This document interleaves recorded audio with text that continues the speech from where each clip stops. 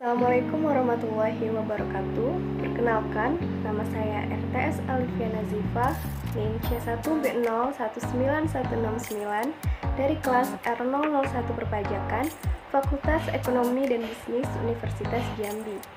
Pada kesempatan kali ini, saya akan menjelaskan tentang sistem pemungutan pajak serta tarif dan fungsi pajak. Materi yang pertama yaitu sistem pemungutan pajak. Sistem pemungutan pajak adalah suatu cara yang dipakai untuk menghitung besarnya pajak yang perlu dibayarkan oleh wajib pajak kepada negara. Dengan kata lain, sistem ini menjadi metode untuk mengelola utang pajak yang bersangkutan agar dapat masuk ke kas negara.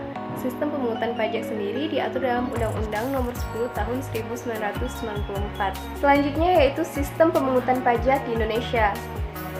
Setiap negara di dunia memiliki sistem dan metode yang berbeda, sedangkan Indonesia memiliki 3 sistem yang berlaku, yaitu Self-Assessment System, Official Assessment System, dan Withholding Assessment System. Akan tetapi, sebagian pendapat ada yang menyatakan bahwa terdapat 4 sistem pemungutan pajak, yaitu yang pertama Full Self-Assessment System, yang kedua Semi Self-Assessment System, ketiga Official Assessment System, dan yang keempat Withholding Assessment System. Yang pertama, Full Self-Assessment System. Sistem pemungutan pajak di mana wajib pajak menentukan sendiri jumlah pajak terhutang sesuai dengan ketentuan peraturan perundang-undang perpajakan. Fiskus bersifat pasif, kecuali wajib pajak menyalahi peraturan yang berlaku. Wajib pajak diberi kepercayaan untuk menghitung, membayar, dan melaporkan sendiri jumlah pajak terhutang. Yang kedua yaitu Semi Self-Assessment System. Sistem pemungutan pajak di mana wewenang untuk menentukan besarnya pajak ada pada dua pihak, yaitu wajib pajak dan fiskus. Awal tahun wajib pajak menaksirkan hutang pajak yang terhutang lalu disetor ke fiskus. Akhir tahun fiskus akan menentukan pajak sesungguhnya yang terhutang. Ketiga yaitu Official Assessment System. Sistem pemungutan pajak di mana wewenang untuk menentukan besaran pajak ada pada pemungut pajak atau fiskus. Wajib pajak bersifat pasif, hutang pajak timbul setelah adanya SKP atau surat ketetapan pajak dari fiskus. Contoh sistem pemungutan pajak ini adalah PBB maupun pajak daerah lainnya. Penerapan sistem ini ditujukan kepada wajib pajak yang dinilai belum mampu diberi tanggung jawab untuk menghitung dan menetapkan besaran pajak. Sistem ini akan berhasil jika petugas memenuhi ketentuan standar dan kebutuhan secara kualitas, kuantitas, serta integritas. Yang keempat yaitu Withholding Assessment System. Pemungutan pajak di mana wewenang untuk menentukan besarnya pajak diserahkan kepada pihak ketiga yang ditentukan atau yang ditunjukkan oleh negara. Contoh pajak yang dipungut dengan sistem ini adalah pemotongan penghasilan karyawan oleh bendahara instansi terkait. Pihak ketiga di sini adalah bendaharawan gaji. Jenis pajak yang menggunakan sistem ini yaitu PPN dan PPH. PPH pasal 21, 22, 23, 26, dan 4 ayat 2. Lalu untuk bukti setiap pelunasan pajak dilakukan biasanya berupa bukti potong maupun bukti pemungut. Ciri-ciri Withholding Assessment System yaitu yang pertama, wajib pajak dan pemerintah sama-sama tidak berperan aktif dalam menghitung besaran pajak. Yang kedua yaitu instansi atau perusahaan terkait sebagai pihak ketiga yang menghitung besaran pajak. Yang ketiga, wajib pajak perlu melampirkan bukti potong atau SSP bersamaan dengan SPT tahunan PPH atau SPT masa PPN. Materi yang kedua yaitu tarif pajak. Untuk dapat menghitung besarnya pajak terhutang yang harus dibayar oleh wajib pajak, maka perlu diperhatikan dua unsur, yaitu yang pertama, jumlah dasar perhitungan dalam masing-masing undang-undang pajak atau yang lebih dikenal dengan istilah dasar pengenaan pajak atau DPP. Contohnya yaitu untuk PPH, pajak penghasilan Undang-Undang Nomor 36 Tahun 2008, DPP wajib pajak dalam negeri, dari Rp0 sampai dengan Rp50 juta, tarif pajak sebesar 5%. Rp50 juta sampai Rp250 juta, tarif pajak sebesar 15%, Rp250 juta sampai Rp500 juta, tarif pajak sebesar 25%, dan Rp500 juta ke atas, pajak sebesar 30%.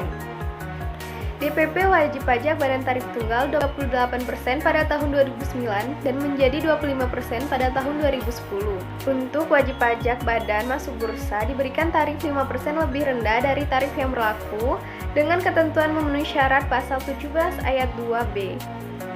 Unsur kedua yaitu tarif pajak. Ada 4 macam tarif pajak yang dikenal dalam hukum pajak. Yang pertama yaitu tarif pajak yang sepadan atau proporsional. Tarif pajak yang persen pengenaannya tidak berubah berapapun jumlah yang dikenal pajak. Misal, tarif pajak hotel dan restoran sebesar 10% atau tarif PPN sebesar 10%. Yang kedua yaitu tarif pajak yang meningkat atau progresif. Tarif pajak yang persen pengenaannya semakin meningkat apabila jumlah yang harus dikenakan pajak meningkat. Misalnya tarif PPh pasal 17, DPP wajib pajak operasional dalam negeri.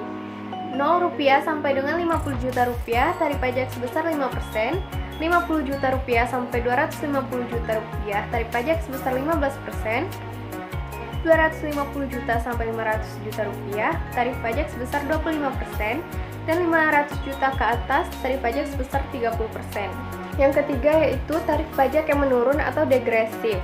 Tarif pajak yang persen pengenaannya semakin menurun apabila jumlah yang dikenakan pajak meningkat.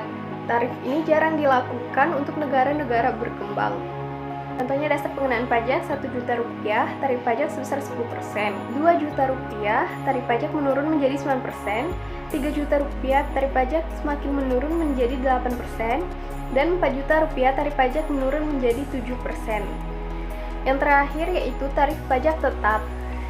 Tarif pajak yang besarnya tetap dan tidak tergantung pada nilai objek yang dikenakan pajak. Misalnya bea materai Rp3.000 atau bea materai Rp6.000. Materi yang ketiga yaitu fungsi pajak. Ada 4 fungsi pajak. Yang pertama yaitu fungsi budgeter, yang kedua fungsi reguleran, yang ketiga fungsi pemerataan, dan 4 fungsi stabilitas. Apa itu fungsi budgeter? Fungsi budgeter adalah pajak merupakan salah satu alat atau sumber untuk memasukkan uang dari masyarakat berdasarkan undang-undang ke kas negara, hasilnya digunakan untuk membiayai pengeluaran umum negara. Yang kedua, fungsi reguleran. Pajak digunakan untuk mengatur atau untuk mencapai tujuan tertentu di bidang ekonomi, politik, sosial, budaya, pertahanan, dan keamanan. Contohnya, pajak tinggi dikenakan terhadap miras dengan tujuan mengurangi konsumsi miras di masyarakat. Tarif pajak untuk ekspor sebesar 0% dengan tujuan untuk mendorong ekspor produk Indonesia di pasaran dunia. Yang ketiga yaitu fungsi pemerataan. Pajak yang digunakan untuk menyesuaikan dan menyeimbangkan antara pembagian pendapatan dengan kebahagiaan dan kesejahteraan masyarakat. Yang terakhir yaitu fungsi stabilitas. Pajak dapat digunakan untuk menstabilkan kondisi dan keadaan perekonomian, seperti untuk mengatasi inflasi. Pemerintah menetapkan pajak yang tinggi sehingga jumlah uang beredar dapat dikurangi. Keempat fungsi pajak yang telah dijelaskan merupakan fungsi pajak yang umum dijumpai di berbagai negara. Di Indonesia, pemerintah lebih menitik beratkan pada 2 fungsi pajak, yaitu fungsi reguleran atau mengatur dan fungsi budgeter atau anggaran. Sekian dari saya, itulah yang dapat saya sampaikan. Apabila banyak kekurangan, mohon maaf dan terima kasih. Wassalamualaikum warahmatullahi wabarakatuh.